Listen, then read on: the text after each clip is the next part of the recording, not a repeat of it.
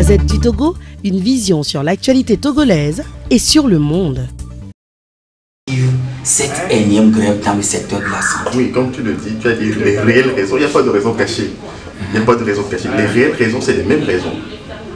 Manque de personnel, manque d'équipement d'infrastructure, manque de statut particulier pour le personnel soignant, manque de statut de santé et sécurité au travail pour le personnel soignant. Et maintenant, le fait que 9 agents de santé aient été abusivement licenciés à Bekota. C'est les 5 éléments qui constituent la plateforme qu'on a déposée sur la table du gouvernement depuis des mois maintenant. Depuis des mois. Et il faut vous dire que c'est depuis janvier qu'on a commencé les manifestations par des sit-ins. On a fait 2 à 3 sit-ins avant de déposer un préavis de grève. Nous sommes actuellement en mars et on n'a toujours pas de réponse de la part du gouvernement. Nous entendons dire par des gens que le gouvernement dit avoir assez investi dans le monde de la santé et qu'eux, ils ne peuvent plus rien faire et que d'ailleurs, ils ne sont pas les premiers à le dire. Et comme le Premier ministre Aoumou à son temps l'avait dit, d'ailleurs, ils ne se soignent pas au Togo, dans les hôpitaux publics. Bon, soit. Nous disons que pour ce qui est des investissements que le gouvernement a opérés dans le secteur de la santé, les personnes responsables des 10 investissements qui ont géré les investissements-là sont connues par le gouvernement, parce que c'est le gouvernement qui les a nommés gestionnaires des investissements dans la santé. S'il y a des problèmes, je pense que le gouvernement devrait s'en prendre à ces personnes-là. Oui, mais quand même, le ministre de la Santé, vous avez rencontré et il a quand même étalé, exposé qu'il y a un plan national de développement de la santé qui est en cours et donc il va falloir attendre un peu. Monsieur Joachim, ce plan a toujours existé. Et tous les 5 ans, on renouvelle le plan. Donc depuis plus de 20 ans que ce plan existe, qu'est-ce qui a changé dans le Togo par rapport à la santé? Dites-nous, tous les 5 ans, ce plan est renouvelé, qu'est-ce qui a changé? C'est les mêmes problèmes qu'on a. On va dire que oui, il y a des médecins qui sabotent le matériel, l'équipement, mais ils sont sérieux. Les médecins n'ont pas d'expertise de maintenancier pour saboter les appareils. Et qui plus est, il faudrait que au moins aussi le conflit d'intérêt soit avéré. L'appareil de scanner de c'est le médecin en charge qui le sabote. Pourquoi? Pour avoir des patients à envoyer en privé. Je vous rappelle que le radiologue n'est qu'au bout de la chaîne de prescription. La prescription se fait par les médecins et le radiologue n'est qu'au bout de la chaîne. Lui, il n'est qu'un exécutant. Donc, il ne voit pas par avance les malades pour leur dire non, je sabote l'appareil pour que vous allez en privé. Si on prend le cas de Kara, donc vous me dites que donc, le médecin radiologue de Kara, qui doit faire le scanner à Kara, a saboté l'appareil de Kara pour prendre lui-même des gens dans sa voiture pour aller à Djougou. Ils sont sérieux. Ils sont sérieux. Est-ce qu'il va prendre les gens de Kara pour aller à Djougou et saboter l'appareil?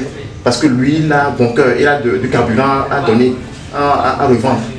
Non, mais ça n'a pas de sens. Je pense que le problème n'est pas là. Il ne faut pas aller chercher des poux sur la tête d'un chauve. Mais le vrai problème, c'est que nous avons un besoin sérieux en équipement dans nos hôpitaux. Il faut qu'on les règle. Oui, mais des gens vous accusent de n'avoir pas de cœur vis-à-vis des malades très souffrants parfois et qui meurent à cause de vos grèves. Donc c'est maintenant les grèves qui tuent les gens. Je vais vous donner un exemple très simple. Vous avez prêté serment de sauver la vie, quelle que soit la situation. On a prêté serment de sauver les vies. On a prêté serment d'assister à la mort des gens. On a prêté serment de sauver des vies et non d'assister à la mort des gens. Ou de faire des euthanasies aux gens. Non. Il faut que les choses soient claires. Vous prenez le cas, exemple patate, on prend le cas de la réa polyvalente au CHU Tocoin. En 2012, cette réanimation avait 10 lits. D'accord? Avec 10 respirateurs, avec des aspirateurs. D'accord? Pour prendre en charge des cas graves, des cas urgents, des cas dont le pronostic vital, comme on dit en médecine, est engagé. Des gens qui sont entre la vie et la mort en français simple. Nous sommes en 2018. Aujourd'hui, vous avez 12 lits dans ce service-là, avec 4 respirateurs, 3 moniteurs et un aspirateur. Ça veut dire que l'aspirateur qu'il y a là, le seul qu'il y a, c'est ce qu'on emploie pour tous les malades à réanimer. Est-ce que vous comprenez ce que je veux dire? Et 3 respirateurs pour les 12 malades qui sont là. Comment on fait ça? En 2012, on avait 4 infirmiers par équipe. En 2018, aujourd'hui, on a un infirmier qui s'occupe de 12 malades graves à l'été. Est-ce que vous pensez que c'est gérable? Après, c'est vous qui vous plaignez qu'on ne vous accueille pas bien, qu'on n'est pas professionnel, qu'on ne travaille pas parce qu'à un moment donné, on ne peut pas travailler comme ça. On n'est pas des machines, nous sommes des êtres humains. Donc c'est ça la réalité. Donc aujourd'hui, il ne faut pas parler du fait que des gens ont saboté ou que des gens ont détourné. Non, parlons des réalités. Il se passe quoi? Maintenant, pour détourner les fonds, pour ce qu'on parle de détournement là, nous avons demandé un audit dans ce pays, des hôpitaux. Ça a été fait ou pas? Les résultats sont où? L'audit montre clairement par où l'argent est passé et qui sont les responsables des détournements de fonds. Au haut niveau, est-ce que les gens ont été inquiétés? On a besoin du minimum d'équipement pour sauver des vies. Et pour ça, on ne peut pas polémiquer là-dessus. Quand vous dites vous avez besoin de personnel, ça dit que le gouvernement doit aller recruter des gens ou bien pour servir dans le secteur. Ce n'est pas à nous de le faire. Les besoins sont exprimés. C'est au gouvernement de répondre aux besoins. Mais le fait que vous ignorez, c'est qu'il y a des directeurs d'hôpitaux qui ont rencontré le ministre en début d'année et qui lui ont fait comprendre qu'ils avaient besoin de personnel pour combler les vides qu'il y a. Aujourd'hui, dans les hôpitaux, il y a des secteurs, des services où il n'y a pas d'infirmiers, où on opère le matin et la nuit, c'est les parents, même accompagnants, qui diminuent le sérum, qui font les pansements, qui font des choses. C'est normal ça. Ils ont appris ça où? Et vous voulez qu'on continue comme ça pour dire que non, travailler avec le peu qu'on a. Le peu qu'on a, c'est ça. C'est que les parents viennent faire des soins à l'hôpital pour des gens. C'est le peu qu'il faut qu'on accepte de continuer à travailler avec. Dans la tête de certains aujourd'hui, c'est que c'est l'opposition qui vous manipule. Oui. Qu'est-ce que vous répondez? Regardez. Oui, je pense que c'est... On est au Togo, on est habitué à ces incantations. Incantation? Oui, incantation, je pense. Et puis c'est un disque qui est rayé. Ça fait depuis 10 ans qu'on écoute ça. Chaque fois que vous sortez un peu, on dit qu'on est manipulé. Quand vous sortez un peu, on dit que vous êtes monté. Mais franchement, quand il n'y a pas d'infirmier, on est manipulé pour ça. Quand il n'y a pas de scanner, on est manipulé pour ça. Mais est-ce que le scanner, puis qu'on vient encore parler? Mais répondez au problème. Et si on parle encore, on dira que bon, là, vraiment, votre problème, là, on ne comprend plus. Et répondez d'abord. Vous ne répondez même pas. Vous ne faites rien. Vous dites que vous avez investi des milliards et que ça ne produit rien. C'est nous qui avons pris l'argent. C'est pas nous qui avons pris l'argent. Ceux qui ont géré les sous, vous les connaissez. Adressez-vous à eux. Faites l'audit des hôpitaux. Faites l'audit de la santé au Togo. Et vous venez clair.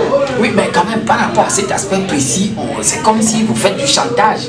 Ce n'est pas un chantage. Où est le chantage? Monsieur Joachim, le chantage n'existe nulle part. Nous avons accepté des choses depuis plus de 10 ans qu'on se bat pour que la santé s'améliore au Togo. Nous avions accepté des choses quand le ministre Midiawa est arrivé en 2015. Nous avions laissé le temps au ministre Midiawa. Il a parlé de son projet de réforme de la santé.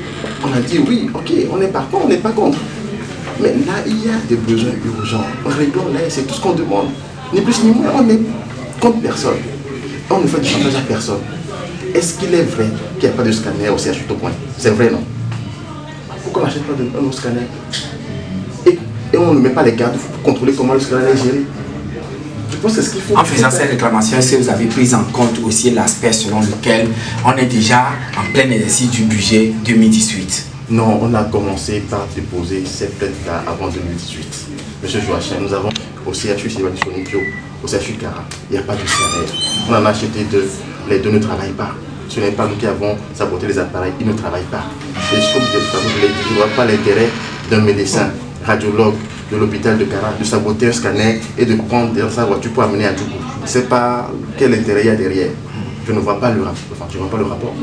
Maintenant, demandez-vous à rencontrer le chef de l'État ou bien le Premier ministre. Si le chef de l'État juge opportun de nous appeler pour qu'on se parle, pour nous écouter et pour qu'on discute, et s'il veut se mêler et régler le problème, nous sommes partants, on n'est pas contre.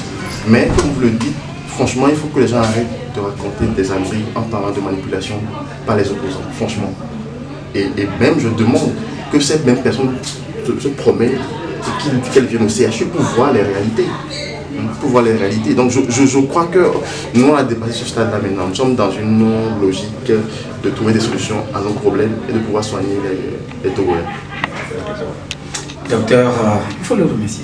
Docteur, je vais te remercier. C'est moi qui vous remercie. La Gazette du Togo, une vision sur l'actualité togolaise et sur le monde. Rejoignez-nous sur le www.lagazettedutogo.com ou sur nos comptes Facebook, Twitter et YouTube. Pour tout contact, Écrivez à contact@lagazettedutogo.com ou appelez le 92 80 88 53. La Gazette du Togo, c'est l'information en continu.